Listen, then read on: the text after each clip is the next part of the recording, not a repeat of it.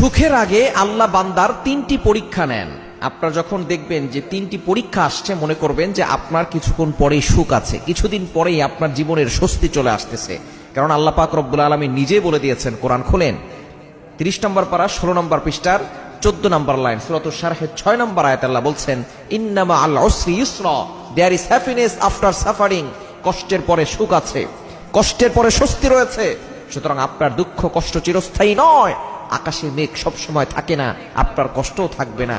সুতরাং এই তিনটি পরীক্ষা আল্লাহ পাক রব্বুল আলামিন যখন নিবেন, মনে করবেন তারপরে আপনার সুখ আছে। এই সুখ দেওয়ার আগে আল্লাহ তাআলা তিনটি পরীক্ষা নেন। 1 নম্বর হচ্ছে ধৈর্যের পরীক্ষা। আল্লাহ তাআলা আপনাকে দেখতে চান যে আপনি ধৈর্য ধারণ করতে পারেন কিনা, আপনি ভেঙে পড়েন কিনা, আপনি আল্লাহর উপরে ভরসা করেন কিনা। এজন্য আল্লাহ তাআলা ধৈর্যের পরীক্ষা নেন।